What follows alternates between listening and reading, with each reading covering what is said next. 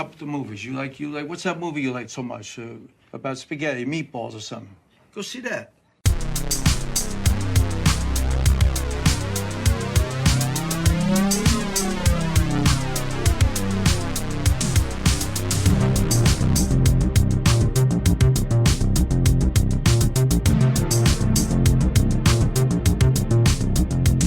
Hello and welcome to 50% Fresh, the podcast where we watch movies that didn't get good reviews. My name is Mark. And I'm Taylor. Thanks for listening. Thanks for checking out what I believe to be our second episode. We watched a more recent movie this time around, Gotti from 2018. Yes, the infamous Gotti, starring John Travolta. And, well, how do we even start about? There's a lot. We did what we set out to do with this podcast today, as far as check out movies that don't have the best reviews. Yeah, you know, Gotti is one of 43 films to have a 0% on Rotten Tomatoes. 0%. Which we talk and we'll talk about, you know, you can't live or die by what critics say. That's a little bit of what we're into here, but it's noteworthy when it's the zero, you know. But noteworthy in the sense of, like, I think we're more likely to watch that than if it had maybe an 8%. The zero is like, what's going on here? It's a little intriguing. Isn't it? And I think the most succinct way I can put it is, it's like this movie was written by Christopher Moltisanti. And when you learn that, in fact, it was directed by Kevin Connolly, who played E on Entourage. I didn't connect that really, and it's so it's a very and that brings me to one of I pulled two reviews from critics that I thought were funny. Jason Bailey of Flavor Wire says, a comically terrible imitation of a biopic directed by Kevin Connolly, with all the flair and nuance of a movie within a movie on Entourage. Okay. Oh, so not even the movie within a movie of The Sopranos. That's almost like you giving it more credit, I think, than yeah, you right. would say. This feels like a movie within a movie on Entourage. Yeah. Youch. Another one I pulled is from Stephen Whitty of the New York Daily News, who says, admittedly, Travolta, who produced, is sure having fun. Oh, yeah. What ham wouldn't? Chewing on the scenery like it was a meatball hero. He swaggers around in shiny suits and silver wigs, barking orders. Yeah, yeah. That's a pretty succinct review of this. Yeah, and I think with that, you know, this isn't me reaching to try to find something to defend, but I will say, if that's your kind of thing, like, it's kind of fun to watch John Travolta be a ham, I guess we'll say, right? Chewing up the scenery, as they say. We had legitimate laughs during our viewing of it, just because the choices he makes are so odd and remarkable. It's a very there's a lot to get to, of course, but it is also a very jarring, hodgepodgey movie. So if this episode does that, it's by design. I just want everyone to know that. But when you said that, to get back about what you said about as if Christopher Moltisanti, character from The Sopranos, just in case I get everyone on the same page here. When you said that, not too far into the movie, you know, when it was really dawning, 15, 20 minutes in, where it's like, what's really going on here? You said that, and it was just like a, you know, I don't know, like a decoder ring or just something that, like, you know, when you see like the secret code, like, oh, okay, I see it now. It was like the glasses that helped the movie make sense to me. So I was like, okay, yeah. It does feel very, we were talking about it before, a lot of heavy, kind of cliched people just speaking in these like metaphors and cliched phrases and just, I don't know where to begin. The writing is, it really just feels like a fake movie, maybe like somebody doing an impression of what they think a movie about a real life mobster would be. Yeah. Another thing is, it feels a little bit to me like maybe you taped a movie off TV and missed some spots or something. Like, you were like, in the old days, you might tape a movie on your VCR off TV and hit pause when there were like commercials, and sometimes you go, oh shit, I forgot to hit on pause, or so, you know, like, and then maybe you're like missing a scene or two along the way. Sometimes it felt like that. Like, it felt like I get movies have subplots and several things going on, but it felt like whiplash sometimes. It was very jarring. No linear structure, really. No, like, arbitrary scenes, things that didn't really need to be included are featured. Yeah. Also, so the movie, like the basic framing of it is like John Gotti reflecting on a life of crime as he's in jail, dying of cancer, and his son is considering taking a plea bargain. That's right. His son is also John, and also having some troubles of his own, and facing the plea bargain, and wherein you admit there is a mob, and it's a big, it's everything that comes with that, I think, and yeah. So we're bouncing between the past and the present, and we see John Travolta in the present, the oldest version of John Gotti. Mm-hmm. He's got the bald cap and all the makeup, but the actor playing his son, they don't seem to change anything about him throughout the various points in time. Yeah. It's like a lot of crime movies where it spans seeming like the 70s and 80s and maybe up until some later day time, and it's really well reflected. John Travolta, the makeup, like you said, wardrobe, whatever. Travolta, and I feel like some others, they will go through the process of the kid that plays his son. He looks the same, whether he's in school, he's getting sent off to school, or he's like getting married. It just it's really baffling. No exaggeration. They don't do a thing to him. Mm-hmm. Maybe they give him a pair of glasses. Yeah, it's not even a drastically different hairstyle or anything. You even mentioned gray him up a little bit or something. I don't know. It's really it was kind of comical in a way of just he's like sitting, because again we see him, it bounces around between times, so we see him at the end of this whole, what we know to be the end of this story, and the flashbacks, it kind of looks the same. It's kind of jarring. 20 years have supposedly passed, yet he looks exactly the same. He looks like he's 22 the whole movie, but John Travolta looks vastly different. It's very, very baffling. Yeah. That said, though, I remarked on this. This is guys. Let's be clear. A downright awful movie. Just really, the longest hour 40. You think, hour 45. Okay, so if it's bad, it's still like not that long, right? It felt really fucking long, right? Once it got to like maybe 2/3 through, or maybe halfway through, it really felt like, okay, how long is this movie? Like long. This feels like a long movie. So this is a trek. Yeah. But I will say that like a lot of the production level stuff, like I mentioned somewhere, it was like whatever, like a lot of the crew they hired did a bang up job. The makeup's pretty good, and like the sets all feel really alive. It doesn't feel like a cheap movie or anything, it feels like a real movie. Like when you watch a movie, like one of those kind of fake looking movies, like some independent movie you've never heard of, you're like, I'll throw this on, I'll see what this is all about, and it feels like an empty set. Like they film like there's no art department, there's just like it feels like a hollow white thing. Rooms and This movie looked really good, but just the writing and the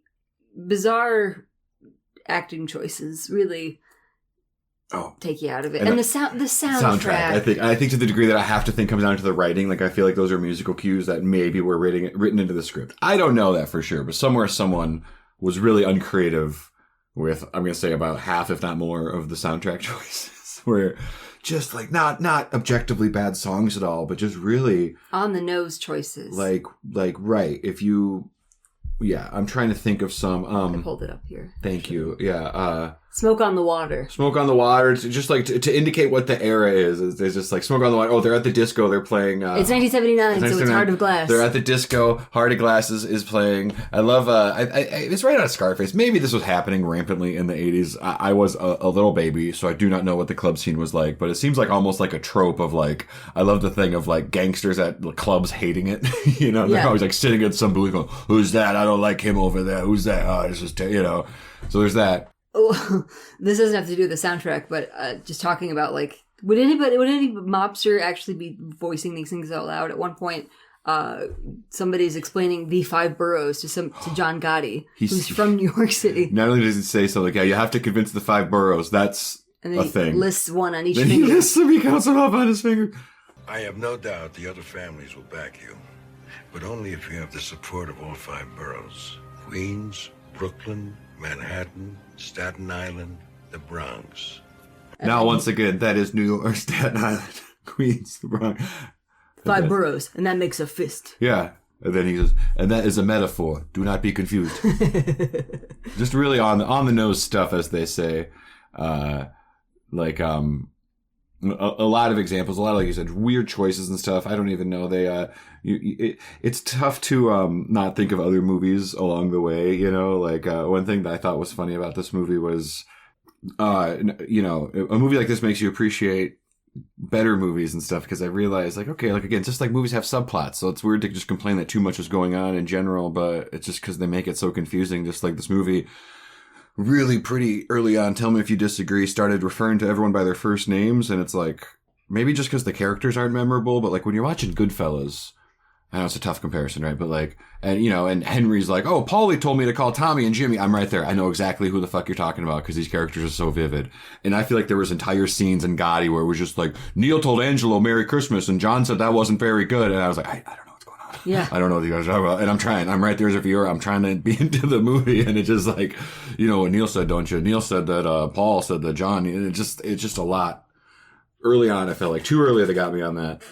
At one point, I leaned to you and I said, this is nonsense. They're talking about who fucking says. And the other thing, it skips around time, and I get that you're trying to encompass a lifetime of crime and court and whatever else, so you have to like pick and choose, but it's so funny. You'd be like, Christmas, 1984.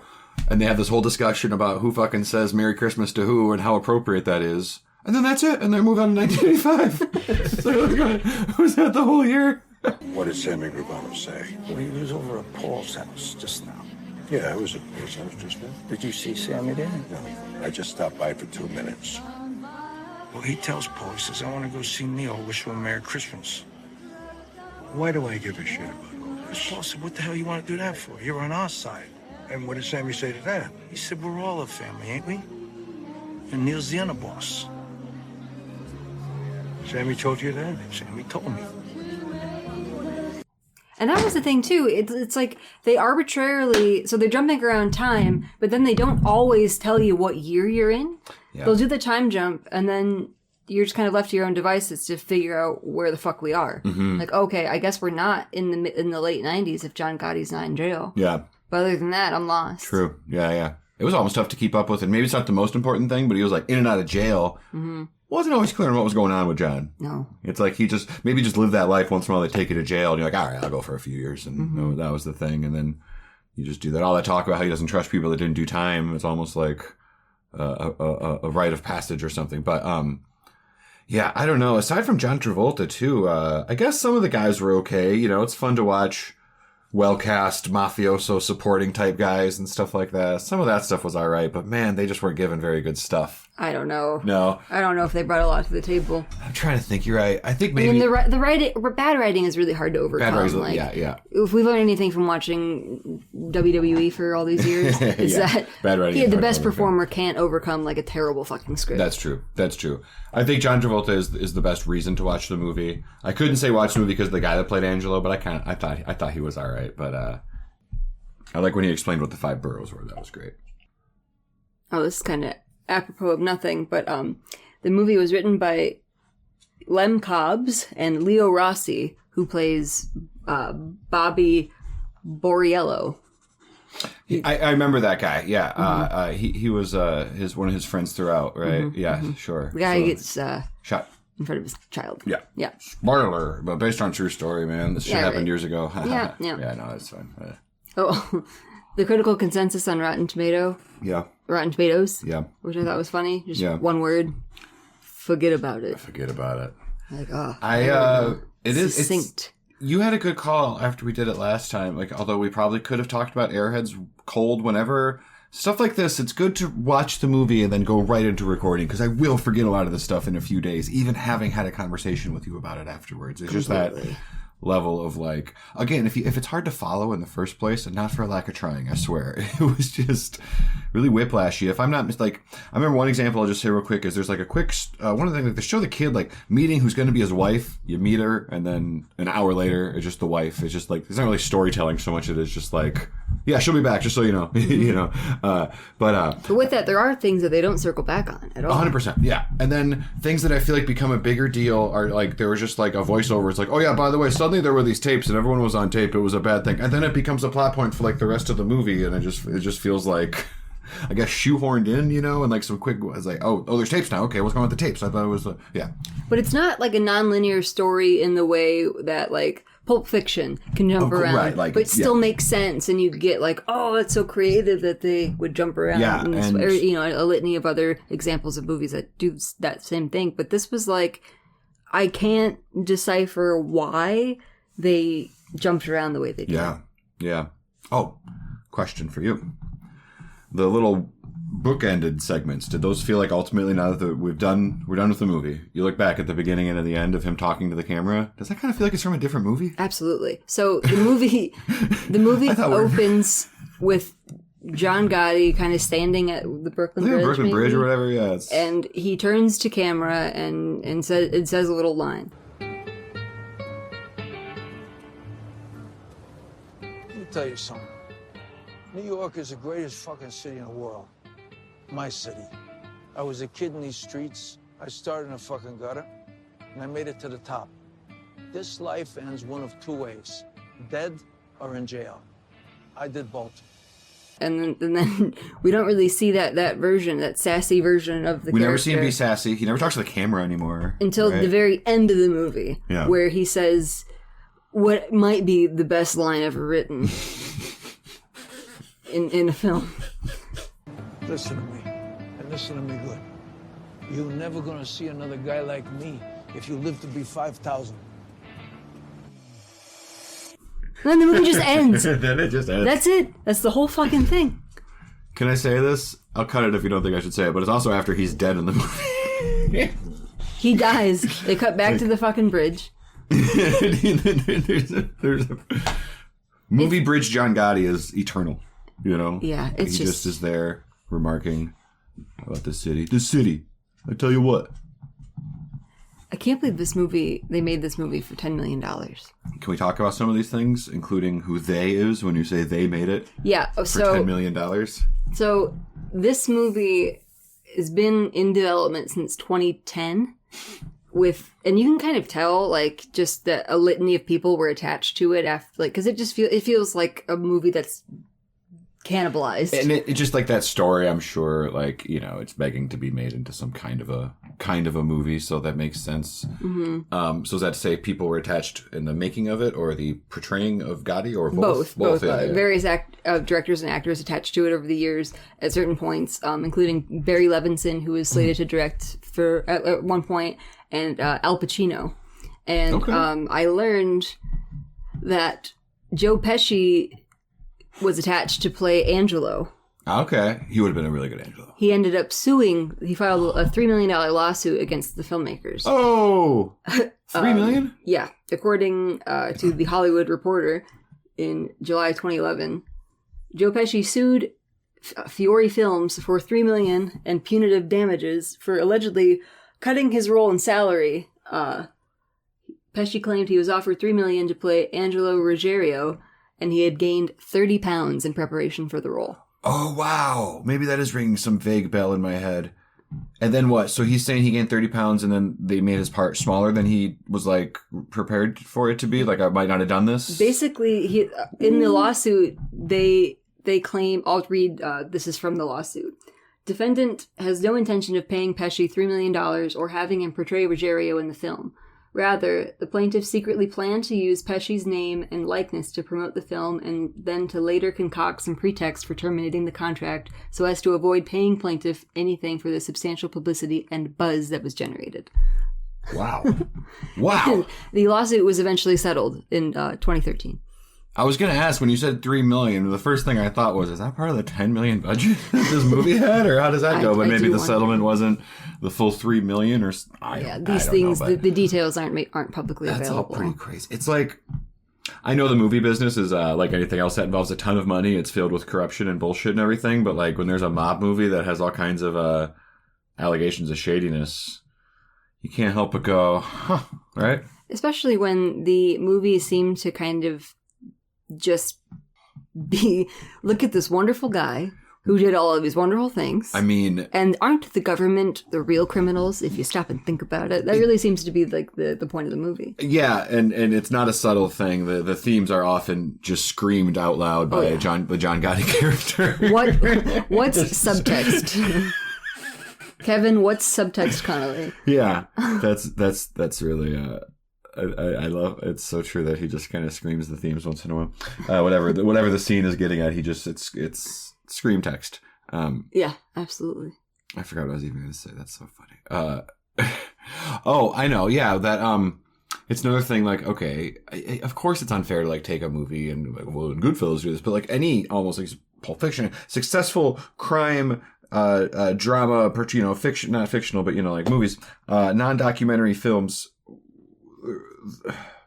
like they show him killing people in cold blood, and then are also just like, but also like when he died, they threw a parade in the streets, and here's some footage of people going, yeah, he wasn't so bad, but like nothing in the movie really endears you to him in that way that makes movies like that have that fun duality or whatever. I don't even know if it's fun or so much it's just like, oh my God, I like this serial killer guy or whatever. You know what I mean? Like it fucks up the whole dynamic of who you're rooting for and stuff, and the whole anti-hero thing. It's like, you know what I mean? If it's like, just there's no it's not an anti-hero if you're not pulling for him at all. Right. We don't really get to know John Gotti, the character. John Travolta doesn't like that one review I quoted said, like, he does appear to be having a lot of fun.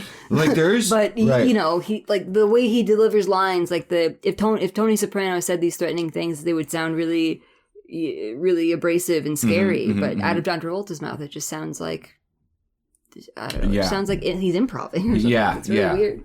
There is an undeniable, like, you could say that John Travolta's not exactly a master thespian, but I think there's a again, like he's kind of running circles around people in a lot of scenes, even albeit in a hammy way. But there's one thing, like a small thing, I liked one little snippet, one little thing I liked in this movie, a little moment was when their young son, a tragedy befalls him, and they're waiting in the hospital to find out. It's just a quick little shot. I don't know if you remember it, but it's a quick little shot, and he is pacing in the hospital, and it's kind of a cool shot. It's not subtle. Again, Kevin is not subtle, right? The director here, but it's like, it's kind of split. And so off to the left is like the family sitting there out of focus. And the focus of the shot is him pacing nervously. We're like, damn it. He's a good fucking actor, man. He's like pacing, man. He looks like he's got a lot in his mind. It's almost like the script guy is like not making him say stupid shit for a minute. And he's just pacing. He's like, damn, John Travolta's really worried right there. And then they start doing dialogue and he kind of comes down a level. But yeah. But even then, the acting is overshadowed by the bizarre choice to do like a out of focus shot. It's thing. Like, that's the thing is I think I like that idea a little bit more than like, it's so out of focus. It's really weird. And the logistics are weird that like the doctor would just be like, hey, you're the first guy I saw. Here's what happened to your kid. Go tell everyone else, I guess. But that said, I just like those little, it was a little bit of a snapshot. Like, oh, that's kind of a nice moment. Mm-hmm. Yeah, a bit inspired. That's how low the bar was. I'm looking. Well, apparently the film's original distributor, once it was eventually made, weren't pumped on the movie because this you told me about and it's hilarious. If it's the thing I think it is, right? Yeah, the Lionsgate was the originally attached to. They were slated to distribute the movie, which was supposed to be released in the U.S. on December 15th, 2017. But just 2 weeks prior, Lionsgate sold the film back to its producers and studio, so it was delayed. So presumably, do you think they saw it and then said, no, thank you? Cut our losses, like this won't make this at the theater, but if we sell it back to them, oh my God, because then too, it's like, I don't know what the precedent is for this, if there's anything at all, but it seems like, if I bought a movie, once I own it, and I was now unsure about it, you'd think you might shop it around or something, but it's almost just like, well, these dummies believe in it, let's sell it back to them, like, I don't know, it seems... I don't think I could be wrong, but I don't think that happens. It seems pretty uncommon. And so, because then it's like, so weird. So you think you sold your movie and then you ultimately just didn't. Well, in April 2018, who comes to the rescue? Who does? But MoviePass. MoviePass. Laugh all you want, but maybe they weren't thriving then. Yeah, it's probably okay to laugh. No, they were not. I was trying to think of the time frame. I don't know if they ever thrived, but we saw a lot of free movies. So I feel like they were fake thriving for a minute or something. I don't know. And it was so funny learning that MoviePass had a financial stake in April 2018. It was announced that MoviePass Ventures had acquired an equity stake in Gotti, and that made a lot more sense in hindsight because when we had MoviePass, they were advertising the fuck out of that movie. Yeah. It was like one of the only movies that you could go see. It's like MoviePass was, if you're not familiar, for the uninitiated, a couple of years ago, there was this wonderful thing, MoviePass, that you paid a we paid like a crazy low amount for the annual thing, and the Yeah. idea was that you could go see as many movies as you want each month. When I say too good to be true, It really was, and that's why it's not around anymore. it 'Cause just was too good to last. it is what it turned out to hemorrhaged be. money. Yeah. I don't think it made any money. I think a lot of things that are like these businesses, and it's not shocking to find out they weren't making money because you're like just suddenly seeing movies that must have evened out to like we're seeing movies for a few bucks, if that, right? It was awesome. But sometimes you hear about these companies where it's like, whether it's Twitter, it's like, they don't make any money, or like they're like in the red all the time. It's just like, sometimes that surprises me about a company. Not surprising at all about MoviePass because I don't know what they thought was going to happen exactly. Did they think it was just... Maybe they thought everybody was going to eventually get on board, or I was going to buy more popcorn and we'll just start playing with the popcorn money. yeah, I couldn't tell you what the plan was, but I can tell you that that was like a wonderful year. Because Maybe it was about a year all It feels told. like about a year, and I feel like at its height because then, without getting too much into it, we ended up moving into a camper and traveling all over the land, going to a few less movies, and I think that's almost what also lined up with it dying off, if I'm not mistaken, right? It was a slow death. They didn't immediately go away, but they did like offer really limited selections for movies that you could use MoviePass for. So like I remember at one point it was like, oh, I can go see the Slender Man movie. I remember that was just 1 week. It was like, well, because at its height, I feel like most movies you can go see. Yeah, I think it was just about everything. Was there like a week wait if it was like a big movie or something even? I don't even know. Remember.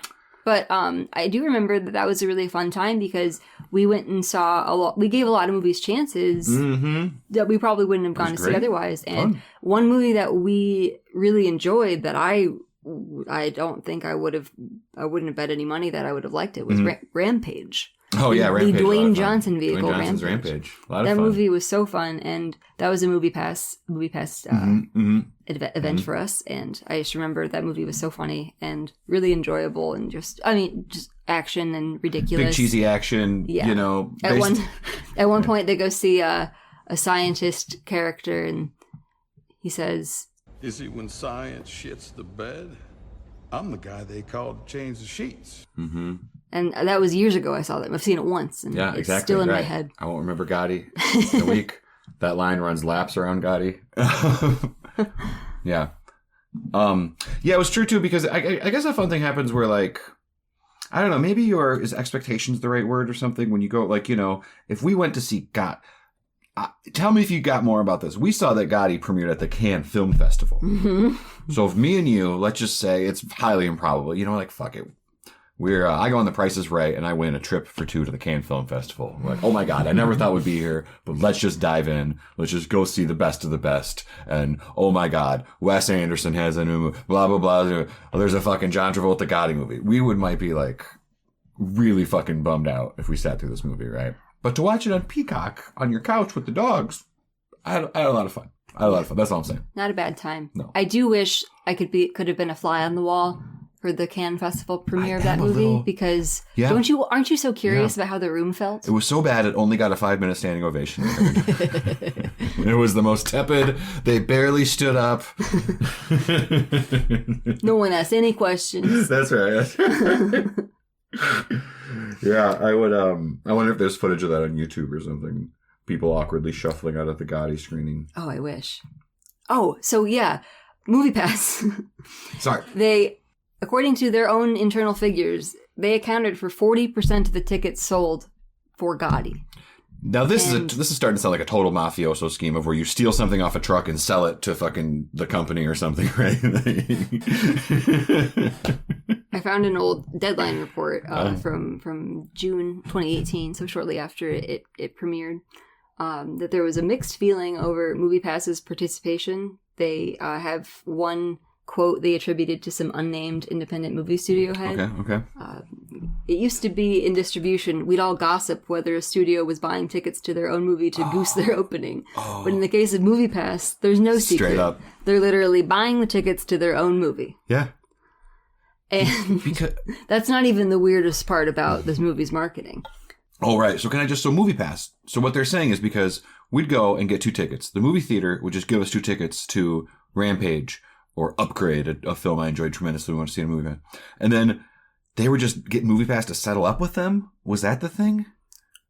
Or I thought it was like MoviePass bought up these tickets. Got it. So maybe they bought them up and then sold them back to the you and me, you know, the MoviePass purchasers.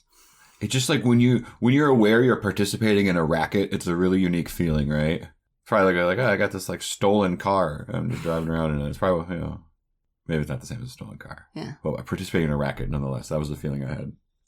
Yeah, at the time it was funny that kind of recognizing, oh yeah, this MoviePass thing that I'm enjoying immensely, this cannot last. And it didn't. Of course it didn't. Of course it didn't. It's like, how can they be they can't be turning a profit with this. They weren't. They were not. Absolutely were not. Yep. So I noticed while doing research on this wonderful piece of art that the Wikipedia page had a Rotten Tomatoes controversy section. Oh, love the Rotten Tomatoes controversy. So when the movie first came out, the audience score on Rotten Tomatoes was 80%, which was quite a large disparity. There's usually some disparity. Like, yeah, critics are usually harsher on a movie than the audience. It's just rare that it lines up, I feel like, right? Very rare. Like, yeah. Yeah, I'm sure there are some instances. I'd be curious to know what the closest one is. But so, given that the audience score was suspiciously high, people suspected that the marketing team and the production studio were behind the positive votes. They were goosing that shit too. Especially after the Gotti marketing campaign started leaning super hard into the bad reviews. And there's still that as of this recording, it's still up on the Gotti official Twitter account. It says, audiences loved Gotti, but critics don't want you to see it. The question is, why? Trust the people and see for yourself. And they lean into the whole like don't trust trolls behind the keyboard. Yeah, troll. The movie critics don't want you to see. They said they put a hit on it. They put out a hit on our movie. I wish you would have put out a hit. You know what I'm saying? Huh? Oh. Call up John Gotti's producers. Tell them I said that shit about their movie. And it's funny because that same Deadline article I was just talking about, there's a quote from a guy named Dennis Rice, who they billed as the person who spearheaded the marketing. He says, what's shocking to me is that 80% of audience members on Rotten Tomatoes and 4 out of 5 of them on Fandango liked the film.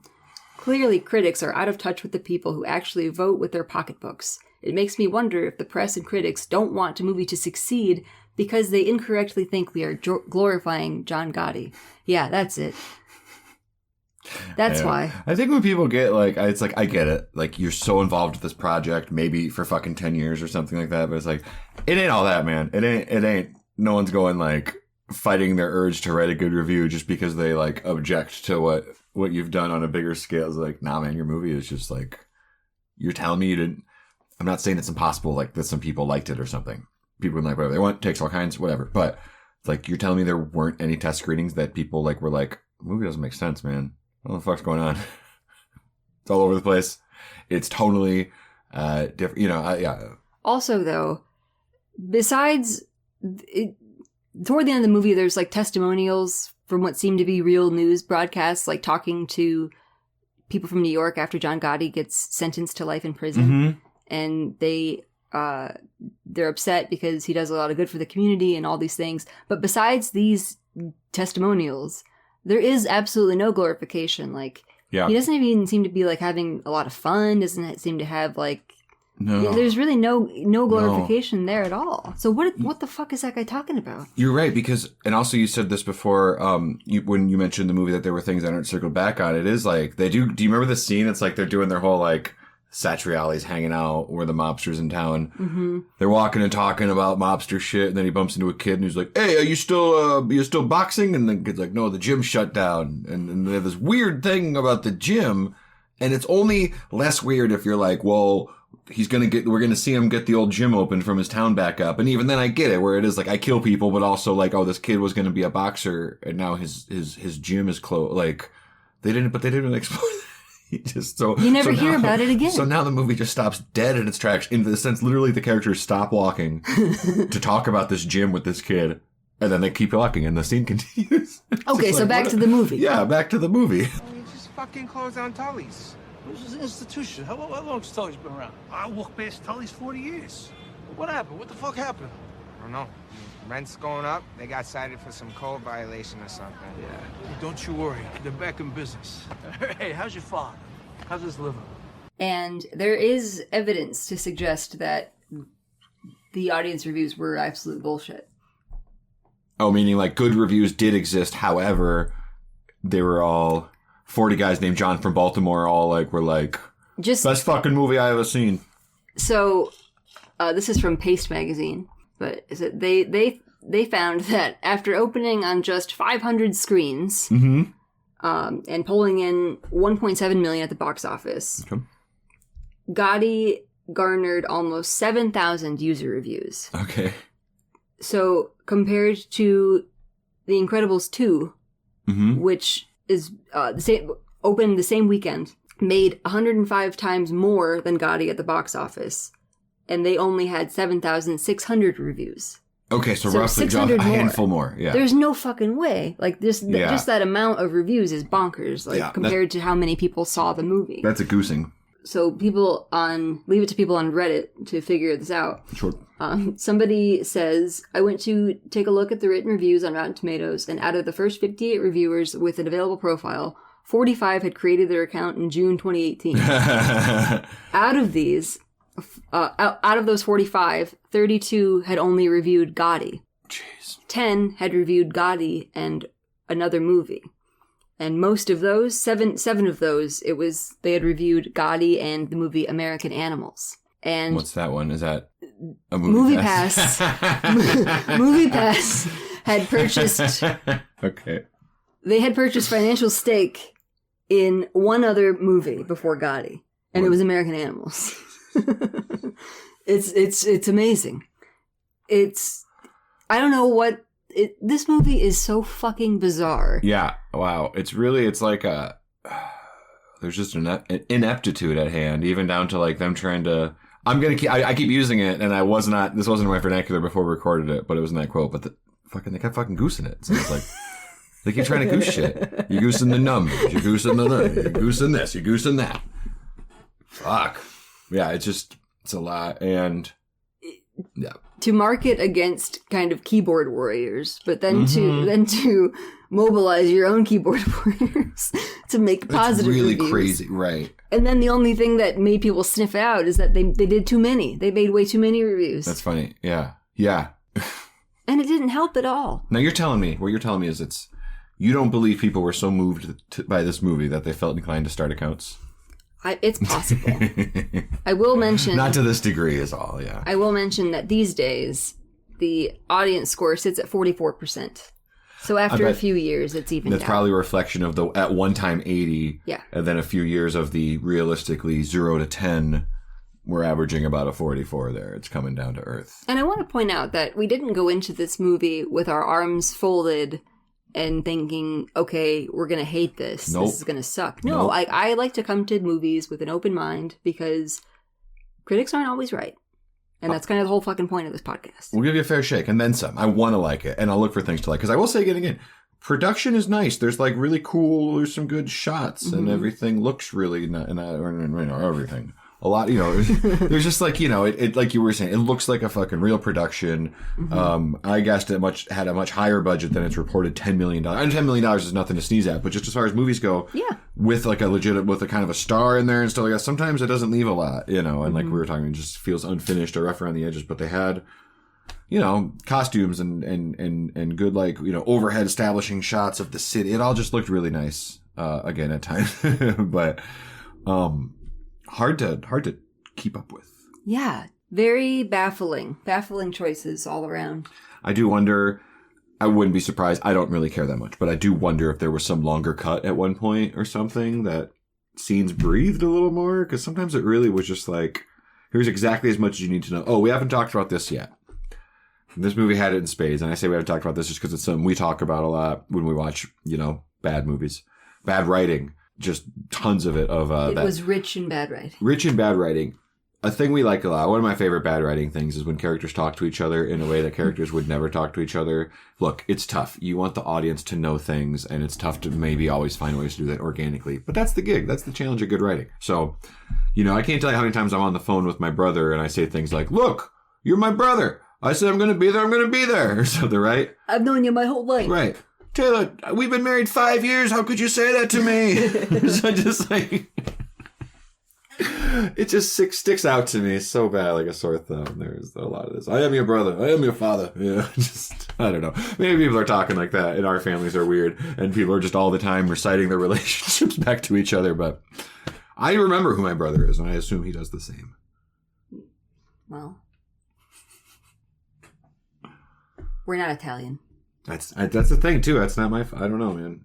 But it is in movies besides just Italian families. You have to admit, we've joked about that for a long time. Oh yeah, no, I'm just fucking around. I did notice that John Travolta's Italian in this movie is when he speaks actual Italian, not American Italian accent, right. But like rough around the edges. Yeah. When he says, there's a scene where he says the phrase "La Cosa Nostra" a few times, and each time he says it more like he slurs it a little bit more. Yeah. La Cosa Nostra. Yeah. La Cosa Nostra. Because we're going to do this thing, we're going to do it right. It's going to be La Cosa Nostra.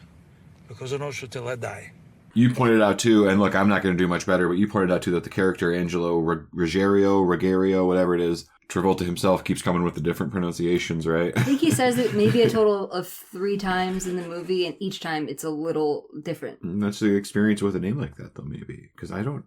Well, Ruggiero? I had only know... I remembered that name because there's an episode of The Sopranos, I think the season 3 opener is Mr. Ruggiero's Neighborhood. Ruggiero, yeah. And the FBI agent character, whose name escapes me right now. Harris? Agent Harris. Mm-hmm. He says it. Okay. I mean, it always sounds a little rough. It's a reference to probably some show I'm not familiar with. Mm-hmm, mm-hmm. But yeah. We only watch The Sopranos, just in case you're listening at home. Yeah, if that wasn't evident yet. Sopranos and wrestling, that's it.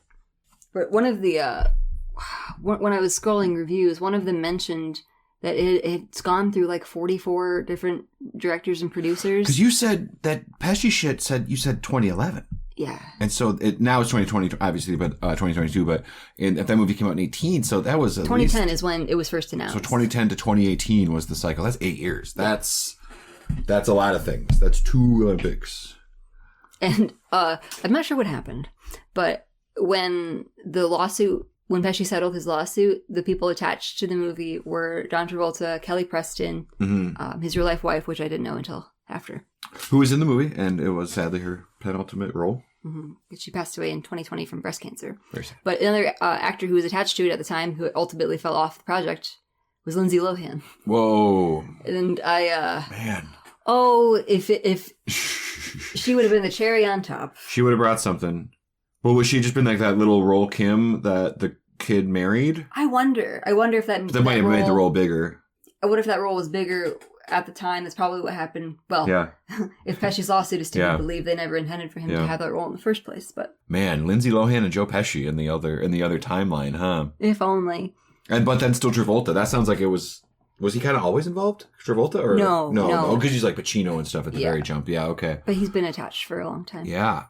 It's interesting, like John Travolta, he is still making movies, and it's like, so when I was a kid, I got into Pulp Fiction. Mm-hmm. That was kind of when I first realized John Travolta was a guy, but I was aware of the narrative being a little bit like, he's having a comeback, and it's like, oh, because he was, it's funny because I remember reading things like, after doing absolute garbage, like, look who's talking now, and as much as I was a kid that liked Pulp Fiction, I was also a kid, and I was like, hey, look who's talking now, it's good. Shut up, that one's great. It's the Talking Dogs one. But yeah, so it seems like, his career's like, he could have if he had another thing that he got nominated for Oscars and stuff, let's say next year, it would be called a comeback because of where he is again in his career. I'm just saying, It is what it is, right? Like between Gotti, that movie, The Fanatic, which might come up on this show. Once we do some other things, we might circle back on recent Travolta things and watch the movie that Fred Durst directed him in that is also widely panned. Yeah. But it's just been an interesting ride for John Travolta, right? Because he's talented. There's a good actor in there. But the roller coaster has been up and down a few fucking times for him at this point. I know it's a crazy place out there. I know he's a Scientologist, and that seems to make careers maybe complicated sometimes. I don't know. But I don't know. I know it's been alleged that he's chosen projects poorly. He put a lot of money, I think, into Battlefield Earth, that sci-fi movie that I think I've seen it alleged that sort of torpedoed, like that Pulp Fiction comeback was like after that. Not that any one movie sunk it. I think if you look at his trajectory, because he did big stuff after that too, But yeah, I don't know. It seems like his performances and project choices can kind of be all over the map, in a similar way to Nicolas Cage. Although at this point, I would say that he's probably got a way better batting average. I think you're right. I was just thinking about Face Off. I was just going to say, no better time, because again, much like I think when we were talking about Living in Oblivion on the Airheads episode, we'll never get to do an episode about Face Off. It got 2 better reviews. That's the movie that 105% of critics and audiences all think are great. And you know what? They're right. They're right. That movie. If you've not seen Face Off, and I know that if you've not seen it at this point, you probably its reputation precedes it. I would assume, but it's truly worth watching. It's so entertaining. If you haven't seen Face Off, I feel like you're holding out. Yeah, absolutely. Like you heard something, or like something. Forget what you heard. On. Forget what you heard unless you heard positive things. Yeah, but yeah. So with Face Off, it's like as a kid, I liked it because it's a cool action movie with this wonky premise. We watched it back not too long ago, and you realize fucking doing impressions of each other. The fun of that really was lost on me for when I was like a kid. I guess you sort of get it. Like I get that he's in his shoes, but man, the degree to which they embody each other show that there's an undeniable talent there. They're just awfully eccentric actors, and and that's great. And I tend to get a little squeamish about any movie that's more than 2 hours, which, that I gotta get over it. But so Face Off's runtime is 2 hours, 13 minutes. It fucking flies. It's so, I didn't feel like it dragged at all. It's kind of a lot of things, because like whenever I've come back to watch Face Off and I've not seen it in a few years, it's the movie where they cut faces off. But I'm also watching, it's also the crazy magnet prison movie. Yeah. Where they're, or do you know what I mean? There's just like a lot in there. A lot happens. Fuck, now I just want to watch Face Off. Yeah, we'll watch Face Off later. Perfect. But with that too, John Travolta. Face Off is a few years after Pulp Fiction. Sorry to keep talking about that. He made some fucking crazy movies in between. Well, one comes to mind in particular, but so after Pulp Fiction, he did, I don't know the order exactly, but Get Shorty was a great movie, very wise follow-up. Elmore Leonard, gangster shit, really cool. And then a few other ones. But if you don't know the movie, I would just like you to read the plot just to get your reaction to a movie called White Man's Burden. Have you heard of this? No. Check out White Man's Burden. Tell me what you think of this. It seems like a dream I had, but I think it's a real movie. Oh no. 1995. It's. Go ahead and read that plot. In an alternative America where African Americans and white Americans have reversed cultural roles, a white factory worker kidnaps a black factory owner for dismissing him over perceived disdain. The tagline says, "In a world of right and wrong, justice is seldom black or white." No. Oh my god. So it seems... What the fuck is this? I guess the optimistic read on it would be, if we're saying to flip black and white would be fucked up for white people, then maybe we're making a valid point about what it's like for black people. But what you did was like, John Travolta's like, I want to play the victim of racism. Can we make me the victim of racism? And I'll kidnap my black boss, played by Harry Belafonte, and we will sort out this made-up racial mess we all are in.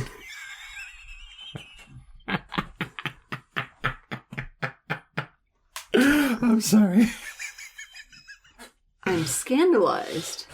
So maybe that's it, man. Maybe you're riding high. And again, this is a year after Pulp Fiction. I'm sure he had stacks of movies. He could have been playing fucking Superman or something. I don't know. But, like... I would love to know what was off. Like, what scripts were sent to John Travolta when he accepted this movie? White Man's Burden. White Man's Burden. There's no way this got good reviews. Let me look it up. Maybe it's like, maybe it's an underground sensation about, maybe its metaphors hit. Maybe it's aged well, although it feels kind of fucking wonky. And it's just kind of an obscure movie too, right? Like for good reasons. This is like what would happen though. I was young, I'd get into an actor, and you just watch whatever they make. Yeah. Not obsessively, I just rented it at the video store or whatever, but. The critics' consensus describes it. It's a well-intentioned misfire. Okay, that's a good way to say it. It sounds like, a well-intentioned misfire, let's say. This is actually a pretty close... we were just talking about the disparity, typically, that exists between audience and critics. Yeah. So on Rotten Tomatoes, White Man's Burden has a 24% from critics and a 36% from the audience. That's great. I would be too scared to do a whole episode on this. I can't watch this whole yeah, well, this is all... Sorry about the White Man's Burden sidebar, but this will be all we cover it. I'm too scared to talk about that movie and just dive into it. I don't know. I would have to imagine that you can't find it anywhere. What are the odds? Yeah, I don't know. It is interesting how it's not like literally lost to time. Maybe you can get on Amazon and find a fucking VHS or so. I don't know how anything works, but if you're not available widely, it's like you're semi lost right now. You know, the way that movies used to just be. Like, it didn't used to be. It used to be pretty wide open. You go to the video store, and if it was a big video store, there'd a lot of movies, and that was sort of what affected it. And now it's all just like, I'm sure there's reasons for it, but to us it feels arbitrary. What's where, and all of that. If you've got a large collection of DVDs or VHS tapes that you're fixing to get rid of, my advice is don't do that. Like, unless if you have the space to keep stuff, because you don't realize what's rare until you get rid of it and you want to watch fucking Bedazzled again. Yeah. And you can't find a copy for less than $58. Where's Bedazzled? Where's Bedazzled? That said, I don't know if you're listening to this. Thank you, as always. This movie is on Peacock at the moment. Of course, that's subject to change. As always. But, you know, if you're curious, it's on Peacock. Let her rip. Oh, so last time we discussed, is this movie worth watching? Yeah. What would you say about? Oh my God! About Gotti? It might be worth looking at like some clips on YouTube. Yeah, exactly. Just so you can get a sense for the bizarre dialogue choices. Right. I'm gonna say honestly, probably no. However, if you are like us in the bag for a movie like this, it's maybe a little hammy. It's set in a criminal a world. You know what I mean? Like if these things check your boxes, take a look at it. If you have access, if it's on your streaming service or something. I wouldn't say make it a great big deal. So it's kind of a no with an asterisk, like you know what I mean. I wouldn't say avoid at all costs. Yeah. Avert your eyes. Mm-hmm. But you know, this isn't. It's not a good movie. Yeah, and it does drag by the end. And one thing I want to say is that, and I brought it up a few times, but it's kind of impossible not to sometimes think of some better films throughout it. And if you don't believe me, listen to this clip. You know what I'm saying? Oh, geez, everybody was. I mean, there was good fellas. There was non-good fellas. Oh, that's right. Bad fellas. When she said bad fellas, there were good fellas and there were bad fellas. I knew we were in for a treat. Well, it was with the first scene when John Travolta turns to camera and talks to us. Yep. But then when, maybe it's the second scene of the movie when we first see old John Gotti. Yeah, in prison visiting with his adult son, yeah. And he's talking about, his cancer treatment. And he says, they took my tit and put it on my face. I'm like, what the fuck is this? Like, okay, you have my attention. I will watch this movie. They took my tit and they put it on my face. The makeup is stellar, too. He looks like a man who's had like some work done, an older man, the makake, and that stuff. They used all of it on him apparently because nobody else gets it. And it's funny. He hogged the whole trailer, yeah. Seeing when we're back in the 80s or late 70s, people aren't dressed any differently. They didn't they made a period piece without any costumes or new sets. Just put on a Blondie song, they'll know when it is. And then put on fucking at one point. This is the other thing too is, there's an artistic merit to what songs we love it, right? Like when a cool song, everyone loves it. A cool soundtrack choice to it really just takes a movie to that like memorable, like iconic whatever moment level. And so with that, you can forget, like, I don't need the lyrics to be exactly describing what's on the screen. Because again, there's liberties there. There's more, but it's about more than that. I did think Walk Like an Egyptian was a strange choice for the mob montage. I'm just going to say that. I think there's a line you cross with Walk Like an Egyptian when, again, it's just 1987 or whenever the fuck, right? That's all we're doing. The only point of the all fucking... We're doing. It did feel like at some points, though, that this is just like, it's like... I wrote down two thoughts early into the movie. One was, this feels like a movie written by Christopher Moltisanti. A+ observation. Another one was, this movie feels like it was written by a computer owned by AJ Soprano. Yeah. Kind of really the same joke twice. You better have all those programs on there. But just at one point, they featured the Animals version of The House of the Rising Sun. That was the other one.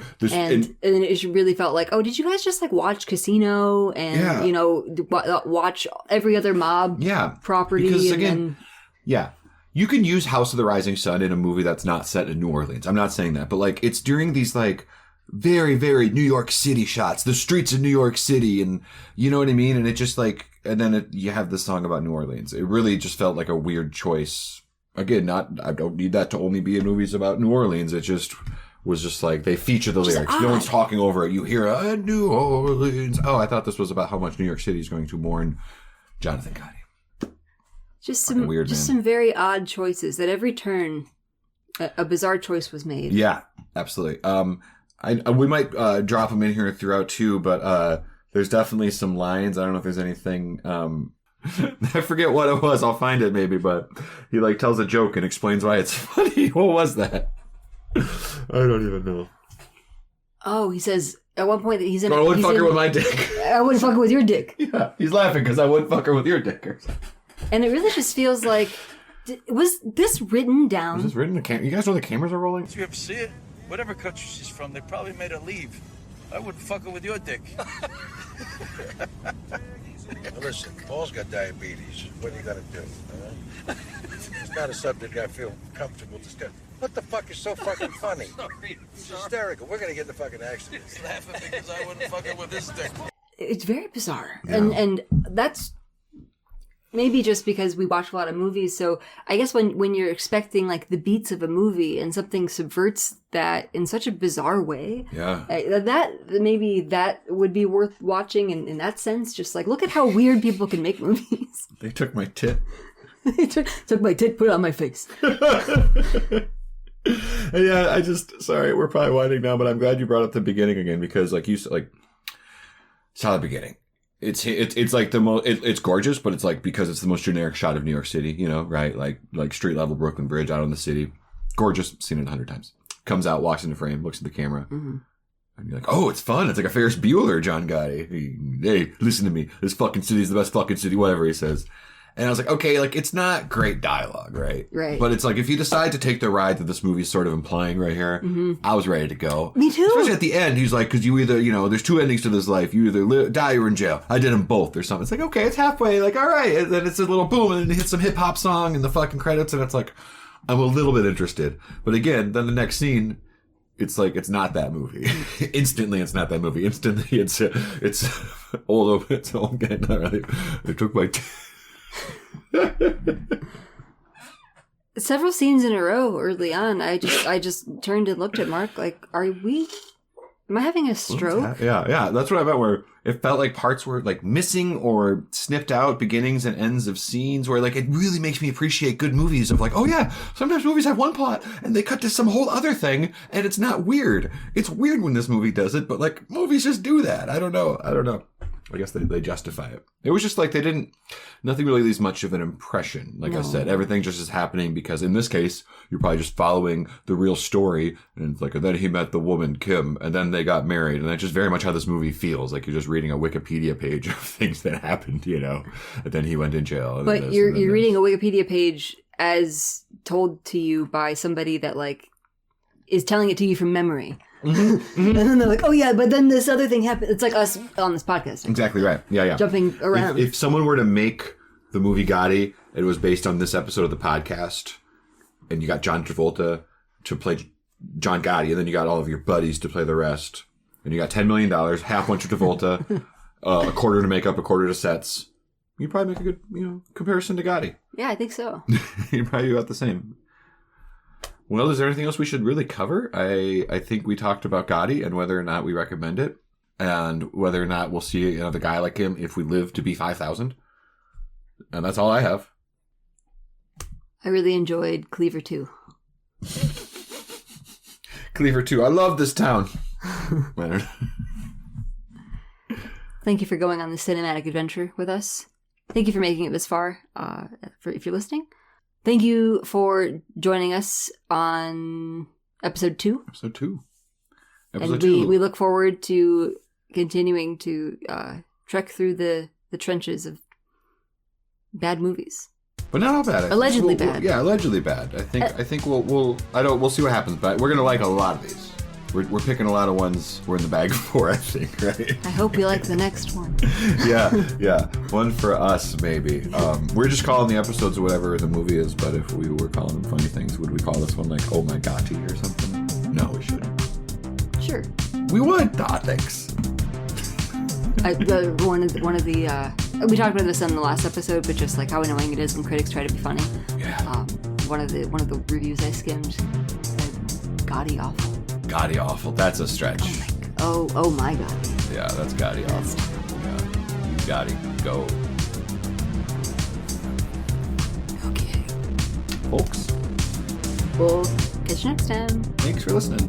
Bye.